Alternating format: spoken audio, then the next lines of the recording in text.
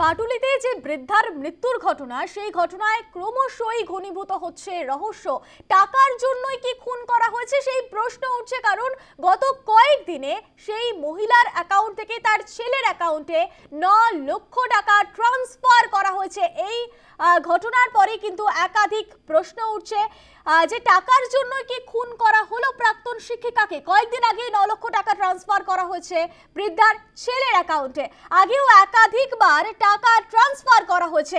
এই মুহূর্তে ছেলের অ্যাকাউন্টে 19 লক্ষ টাকা। ঘটনার পর থেকেই সুইচ অফ রয়েছে ছেলের ফোন। আপনারা জানেন, বৃদ্ধার মৃত্যুর পর থেকেই কিন্তু তার ছেলের কোনো রকম খোঁজ পাওয়া যাচ্ছিল না। একের পর এক রহস্য এবার সামনে আসছে। যেমনটা জানা যাচ্ছে যে গত কয়েকদিন আগেই 9 লক্ষ টাকা ট্রান্সফার করা হয়েছে তার ছেলের অ্যাকাউন্টে, এবং তার আগেও বারবার ওই মহিলার অ্যাকাউন্ট থেকে তার ছেলের অ্যাকাউন্টে বারবার টাকা ট্রান্সফার করা হয়েছে। তাহলে কি টাকার জন্যই খুন প্রাক্তন শিক্ষিকাকে?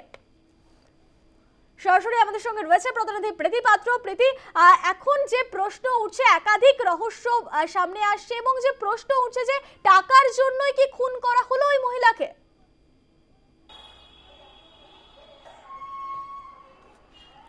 একেবারেই দেখো, সেই প্রশ্নই কিন্তু এখন করছেন তদন্তকারী আধিকারিকরা। কারণ ইতিমধ্যেই তদন্তে যে তথ্য উঠে এসেছে, যেটা ইতিমধ্যেই আমরা পুলিশ সূত্রে জানতে পাচ্ছি, বেশ কিছুদিন আগেই ওই প্রাক্তন শিক্ষিকা অর্থাৎ মালবিকা মৈত্র, তার অ্যাকাউন্ট থেকে কিন্তু তার ছেলের অ্যাকাউন্টে প্রায় 9 লক্ষ টাকা ট্রান্সফার করা হয়েছে। এবং শুধুমাত্র এই 9 লক্ষ টাকা নয়, এর আগেও কিন্তু বহুবার তার অ্যাকাউন্টে এভাবেই মোটা অ্যামাউন্টের টাকা ট্রান্সফার করা হয়েছে, এমনটাই কিন্তু পুলিশ সূত্রে দাবি। এবং তার ছেলের অ্যাকাউন্ট সেটা চেক করে দেখা যায়, সেখানে কিন্তু এই মুহূর্তে প্রায় 19 লক্ষ টাকা রয়েছে। এবং সেখান থেকেই কিন্তু পুলিশ আধিকারিকরা যে বিষয়টি এখন খোঁজার চেষ্টা করছেন, কোনোভাবে মাকে খুন করে টাকা নিয়ে কি পলাতক হয়েছেন ছেলে। আমি তোমায় ছবিটা দেখাবো। একেবারে এই যে দেখতে পাচ্ছ বাঘাযতীনের বিদ্যাসাগর কলোনি, তার কিন্তু একেবারে গ্রাউন্ড ফ্লোরের একটি আবাসনে থাকতেন ওই বৃদ্ধা এবং তার ছেলে। এবং যেটা জানা যাচ্ছে, তার ছেলে অভিষেক মৈত্র, তিনি কিন্তু একটি ব্যাংকে কর্মরত ছিলেন। তবে তার মা বেশ 3 থেকে 4 মাস আগে কিন্তু তার ওই বৃদ্ধার তার পা ভেঙে যায়, যে কারণে কিন্তু তিনি বাড়িতেই থাকতেন, অর্থাৎ চলাফেরা করতে পারতেন না। সে কারণে যেটা আবাসিকরা যে চাঞ্চল্যকর তথ্য আমাদের জানালেন, যে বৃদ্ধার দেখাশোনার জন্য কিন্তু প্রথমে একটি আয়া রাখা হয়েছিল। তবে পরবর্তীকালে তার ছেলে আবাসিকদের জানান যে তিনি সেই খরচ নিতে পারছেন না, সেই কারণে বৃদ্ধার দেখাশোনা তিনি নিজেই করতেন।